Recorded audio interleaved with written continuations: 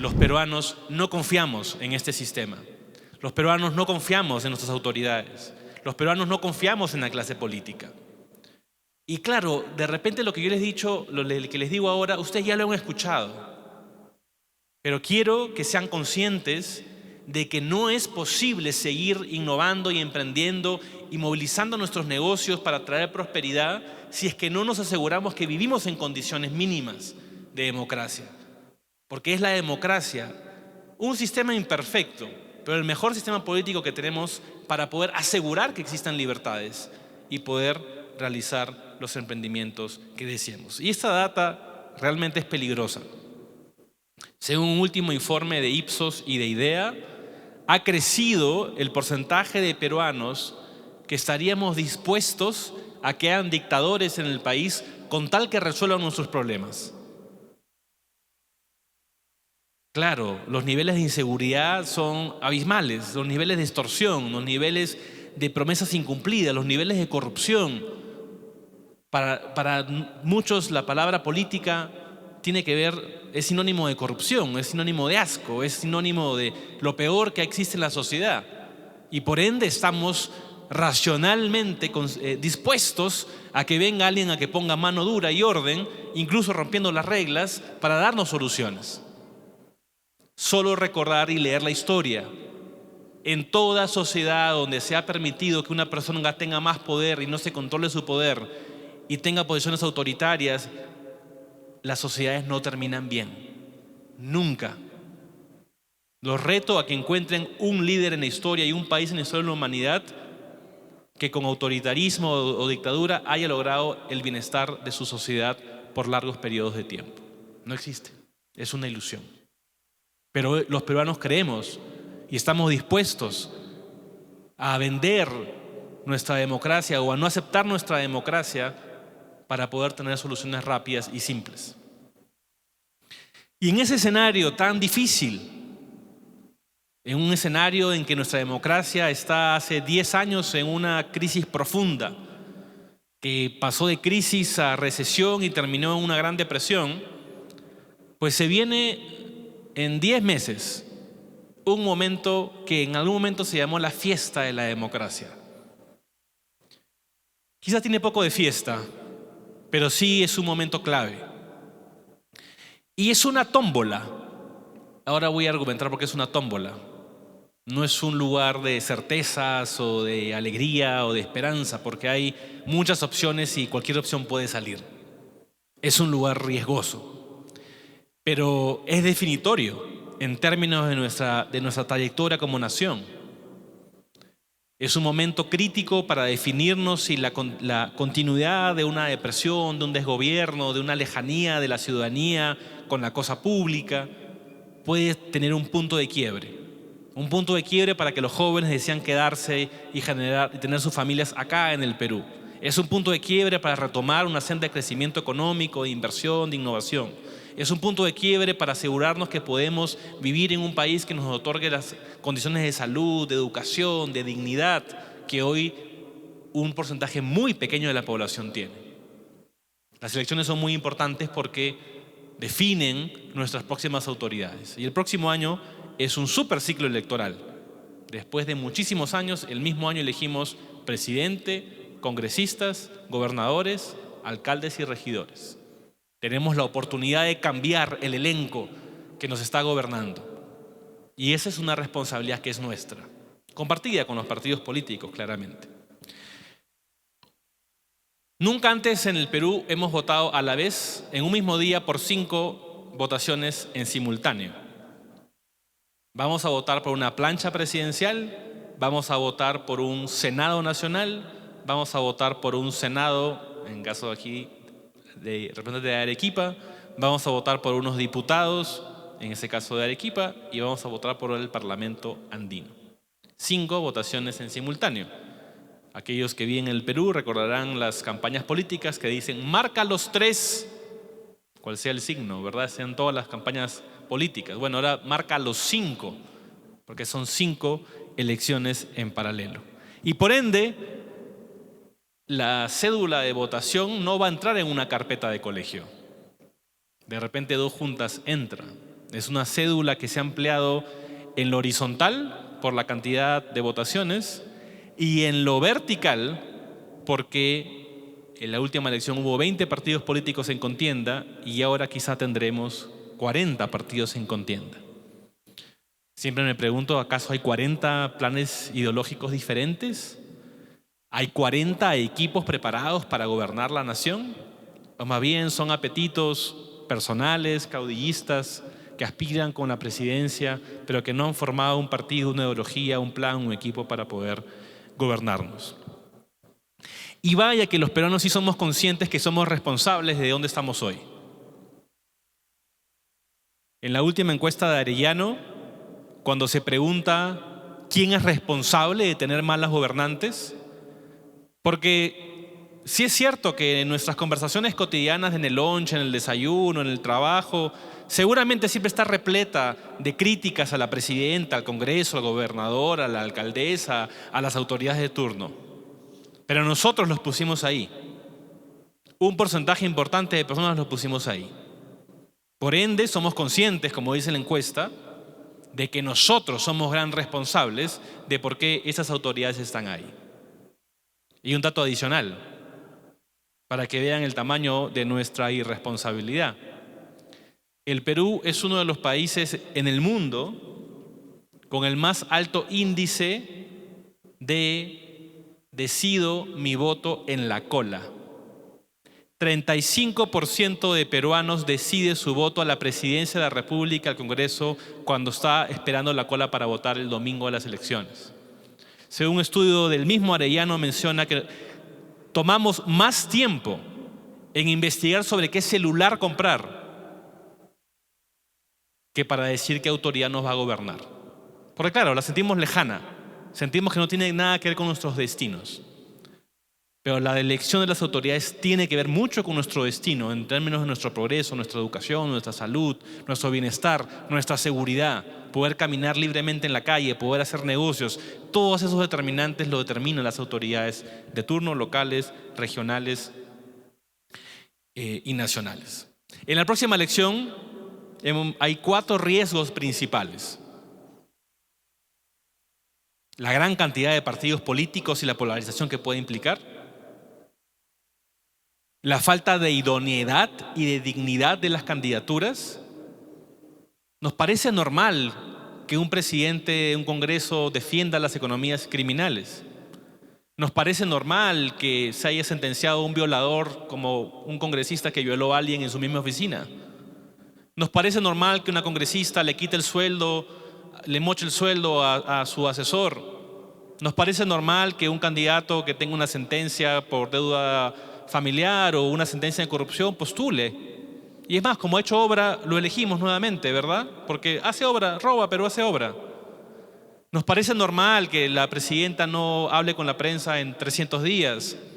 Nos parece normal. No es normal que nuestros gobernantes tengan una poca idoneidad y dignidad para el cargo más importante de gobernar el futuro de una región o de una nación.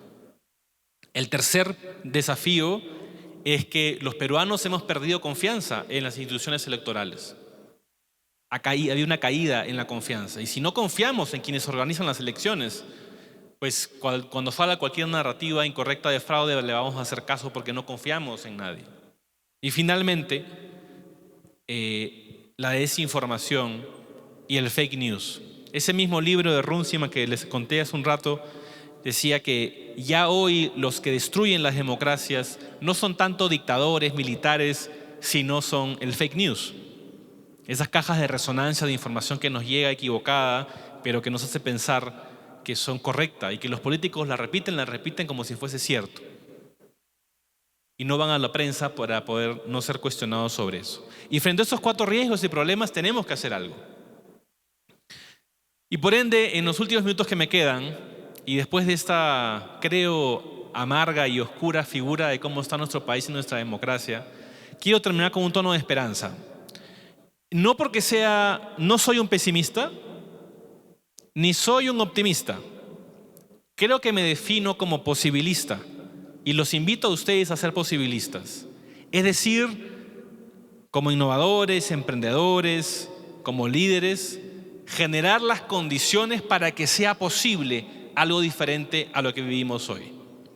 Por ende, les quiero dejar 4 o 5 cosas que me parecen indispensables que podemos hacer en el próximo año para que sea posible, no en el 26 resolver los problemas del Perú, porque vaya que nos va a tomar bastantes años retomar una senda correcta de crecimiento, desarrollo y democracia plena.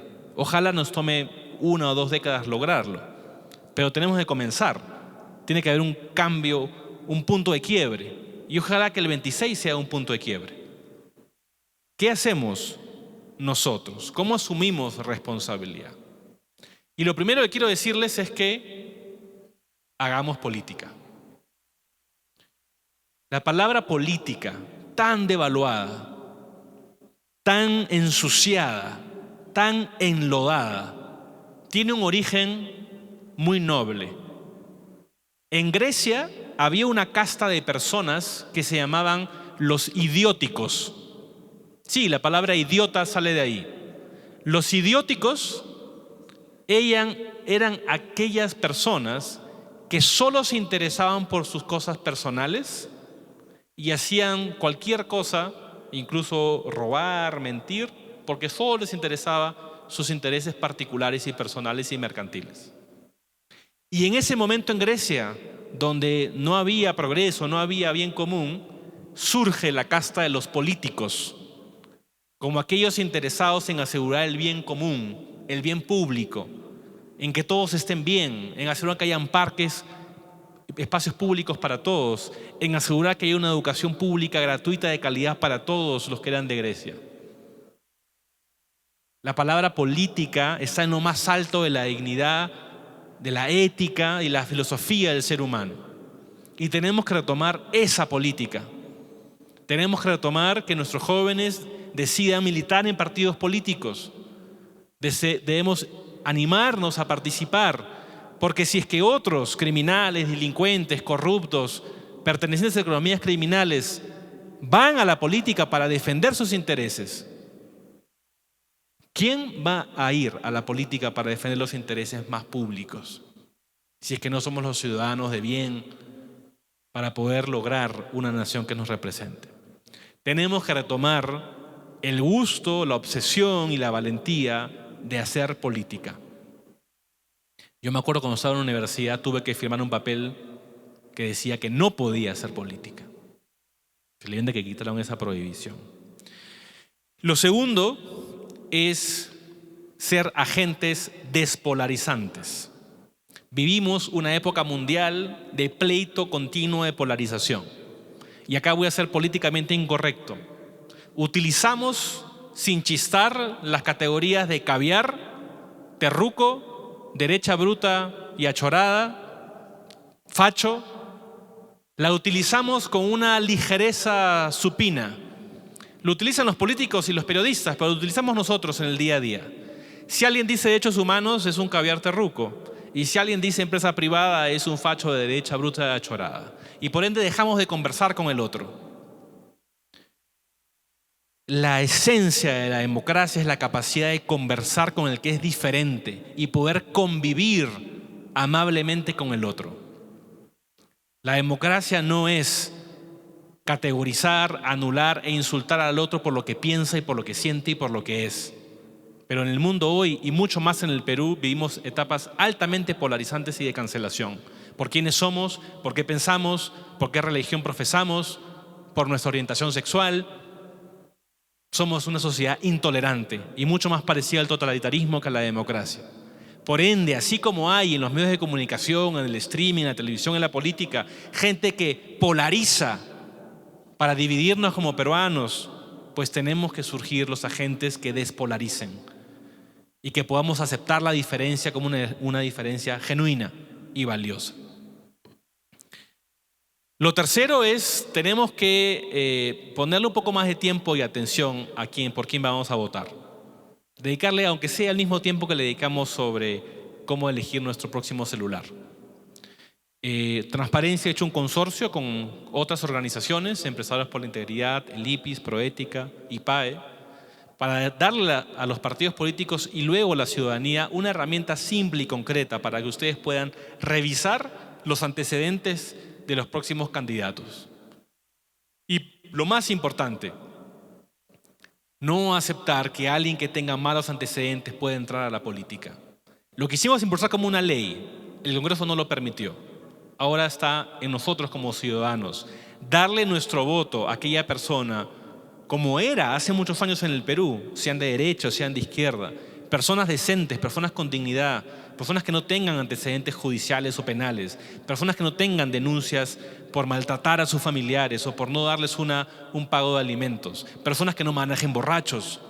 En fin, hay personas con una currículum no solamente de excelencia académica, sino de excelencia ética. Esas son las personas, la mejor versión del peruano y de la peruana deberían estar en el Congreso de la República. Bueno, hemos creado una herramienta y que pondremos a disposición en el verano para que podamos ayudar a la ciudadanía a elegir mejor, a revisar sus candidatos y poder evitar cometer los mismos errores del pasado. Lo siguiente y una labor fundamental es observar la elección.